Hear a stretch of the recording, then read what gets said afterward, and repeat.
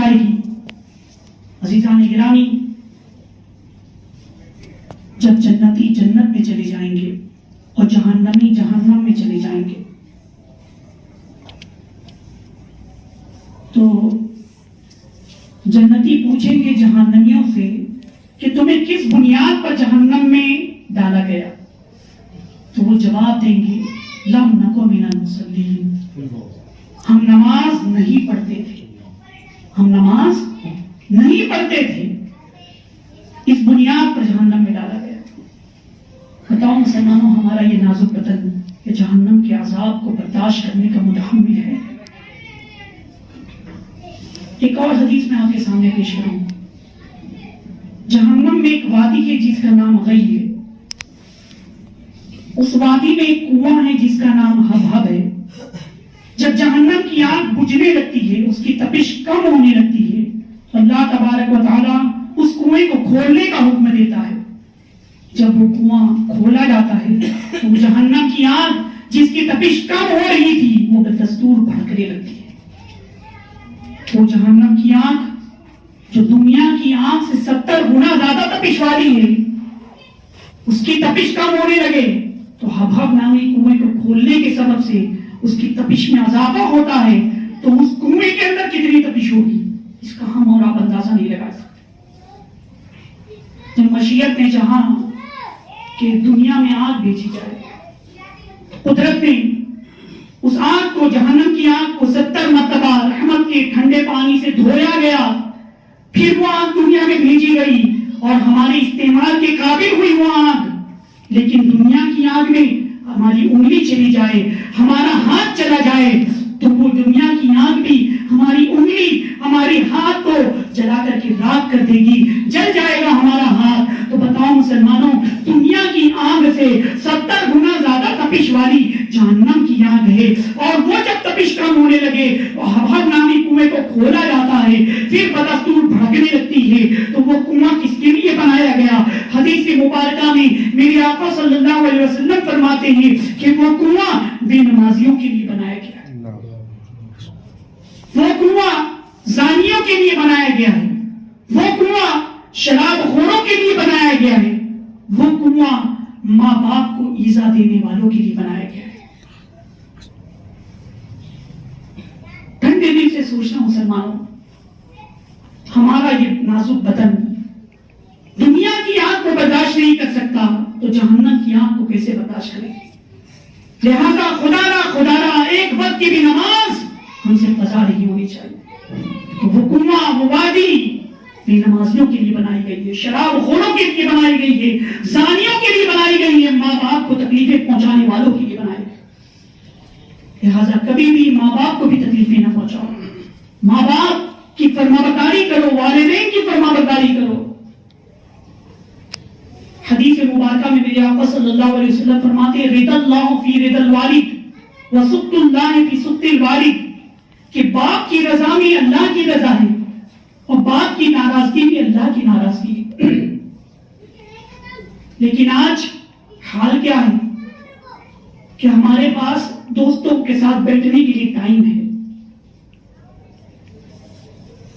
رات میں دیر تک گروپ میں بیٹھ کر کے گپ شپ کرنے کے لیے ٹائم ہے، لیکن بوڑھے ماں باپ سے ملنے کے لیے ٹائم نہیں ہوتا، ماں باپ کی خدمت کرنے کے لیے بچے کے پاس ٹائم نہیں ہوتا. کتنے افسوس کی بات ہے کہ والدین کو جھڑکتے ہیں بچے، والدین کو تکلیفیں پہنچاتے ہیں.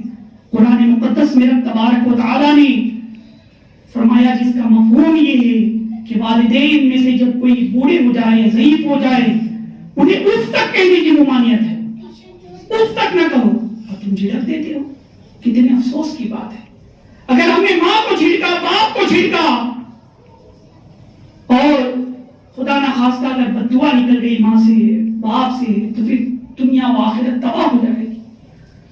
فرمایا گیا کہ اگر ایک شخص کے لیے پوری دنیا والے بددعا کریں، پوری دنیا والے اس کے لیے برا بھلا کہیں، لیکن ماں اور باپ اس کے لیے دعا کر دیں تو دنیا والوں کی بددعا رد کر دی جاتی ہے، ماں اور باپ کی دعائیں قبول ہو جایا کرتی.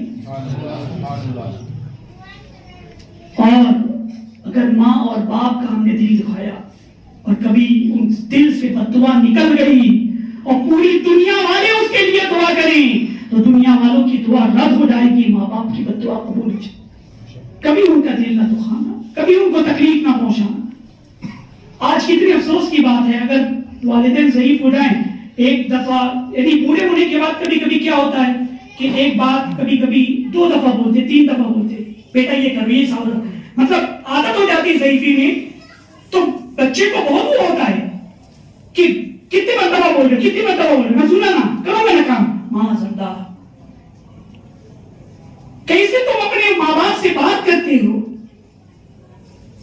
ارے جب تم چھوٹے تھے تم کو بولنے کا طریقہ نہیں آتا تھا، تم کو کھانا کھانے کا طریقہ نہیں آتا تھا، پانی پینے کا طریقہ نہیں آتا تھا، تو وہی باپ نے، وہی ماں نے تم کو کتنی مرتبہ بول بول کر کے بولنے کا طریقہ سکھایا، وہی ماں وہی باپ انگلی پکڑ کر کے تم کو چلنے کا طریقہ سکھایا، تم کھانا کھاتے تھے کھانے کا نوالا گر جاتا تھا، ماں نے کھانا کھانے کا طریقہ سکھایا، باپ نے چلنے کا طریقہ سکھایا، زندگی گزارنے کے طریقے بتائے، تعلیم و تربیت دی۔ ہمارا پورا بچپن اٹھا کر کے دیکھو کہ ماں اور باپ کے ہم پر کتنے احسانات ہیں، اتنے احسانات ہیں کہ زندگی بھر اگر ہم پے کریں تو شکر بن جائے، تب بھی ماں باپ کا شکر ادا نہیں کر سکتے۔ مسلمانوں، ماں کے قدموں کے نیچے جنت ہے، ماں کے قدموں کا بوسہ لوگے تو جنت کی چوکھٹ کا بوسہ لوگے۔ کبھی دل نہ دکھاؤ ماں کا، کبھی دل نہ دکھاؤ باپ کا، جتنی خدمت ہو سکے خدمت کیا کرو، ان کے لیے دعائیں کیا کرو۔ قرآن میں ہمیں حکم دیا گیا وقر رب ارحمہما کما ربیانی صغیرا، اللہ تعالیٰ نے ہمیں یہ حکم دیا کہ یوں دعا کرو رب ارحمہما کما ربیانی صغیرا، کہ اللہ رحم فرما ہمارے ماں باپ پر جس طرح انہوں نے بچپن میں ہم پر رحم کیا تھا۔ اللہ تعالیٰ نے تو ہمیں یہ تعلیم دی، یہ حکم دیا کہ اس طرح سے دعا کرو۔ دعا کرنے کی بھی تعلیم دیکھیے، غور کریے الفاظ پر، کہ ایسے دعا کرو کہ اللہ ہم پر میرے ماں باپ پر رحم فرما جیسا کہ ان لوگوں نے بچپن میں ہم پر رحم کیا تھا۔ تو قرآن ہمیں یہ تعلیم دے رہا ہے، اسلام ہمیں یہ تعلیم دے رہا ہے۔ تو مسلمانوں کبھی ماں کا دل دکھائے ہوں گے، کبھی اگر باپ کا دل دکھا ہوگا جا کر کے ان سے معافی مانگ لو، جا کے ان سے معذرت طلب کر لو، کبھی ان کا دل نہ دکھاؤ، کبھی ان کی بات مت ٹالو، اس لیے کہ ان کے ذریعے تمہاری دنیا بھی سمجھ جائے گی اور آخرت بھی سمجھ جائے گی۔ ماں باپ کو تکلیفیں پہنچانے والا کل بروز قیامت جہنم کے ہبہر نامی کنویں میں ڈال دیا جائے گا، جہنم کے گنج نامی وادی میں ڈال دیا جائے گا۔ اللہ تبارک و تعالی ہم سب کو والدین کی خدمت کرنے کی توفیق عطا فرمائے، نماز پنجگانہ پر محافظت کی توفیق عطا فرمائے۔ وما علینا الا البلاغ۔ السلام علیکم۔